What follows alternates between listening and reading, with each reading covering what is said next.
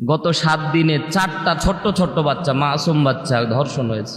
মিরপুরে 7 বছরের শিশু ধর্ষণ করে হাত কেটে গলা কেটে আলাদা করে রেখে দিয়েছে। সিলেটে 4 বছরের শিশুকে ধর্ষণ করে একবারে গলা কেটে হত্যা করে দিয়েছে। ঠাকুরগাঁয়ে 4 বছরের শিশুকে ধর্ষণ করে হত্যা করে ফেলেছে। মুন্সিগঞ্জে 10 বছরের শিশুকে ধর্ষণ করে হাতও কেটেছে, পা কেটেছে, অঙ্গগুলি আলাদা আলাদা করে দিয়েছে। গত সপ্তাহের আগের সপ্তাহে প্রতিবেশী 16 বছরের একজন মুন্সিগঞ্জে 16 বছরের একজনকে ধর্ষণ করে তার লজ্জাস্থানকে বেলেট দিয়ে কেটে কেটে পরে গলা টিপে হত্যা করে মেরে ফেলেছে।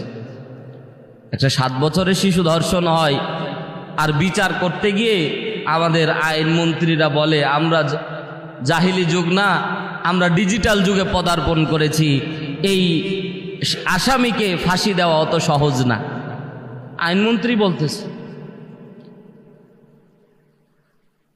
যারা ধর্ষণ করেছে আমার মনে হয় প্রত্যেক জায়গা থেকে যদি সুর উঠত, প্রত্যেক জায়গা থেকে যদি প্রতিবাদী কণ্ঠ উঠত, বাংলাদেশ থেকে যদি স্বৈরাচারী শাসক বিদায় নিতে পারে, এইরকম নব্য আবু জেহেলদের মুক্ত মঞ্চ করে শাহবাগের চত্বরে এদেরকে ডাইরেক্ট এদের কলিজা ছিঁড়ে ছিঁড়ে বের করে নেওয়ার দরকার, ঠিক না?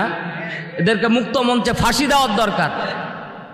এমনিতেই তো জেনার শাস্তি তো যারা বিবাহিত তাদেরকে এমনিতে কোমর পর্যন্ত পুঁতি দিয়ে পাথর নিক্ষেপ করে করে মারতে হবে, এটা শরীয়ত বিধান। আমার তো মনে হয় একটা যদি মুক্ত মঞ্চে এইরকম একটা ধর্ষককে নিয়ে এসে যদি পাথর মারা যায়, তা আমার তো মনে হয় ধর্ষণ হয়তো দূরের কথা, যুবকদের স্বপ্নদোষ বন্ধ হয়ে যাবে। আমরা কোরআন থেকে অনেক দূরে চলে যাচ্ছি।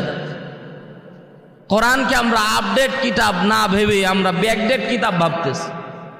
কোরআনে আল্লাহ তাআলা এই বিচারগুলি এমনি এমনি দেয়নি, এমনি এমনি আল্লাহ তাআলা জেনার শাস্তি এইভাবে দেয়নি।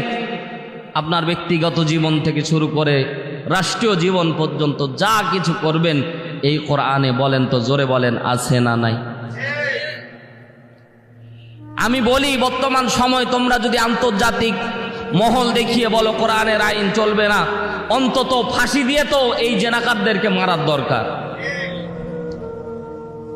ও ভাই, জেনা তো দূরের কথা, ছোট ছোট মাসুম বাচ্চা, এগুলো মানুষের তো বিবেকেও বাধা দেয়। অনেকেই বলবেন হুজুর জুমার দিন এসব কথা তো আর কোথায় বলবো বলেন? আপনাকে জাগ্রত করার জন্য আর কোথায় পাবো বলেন?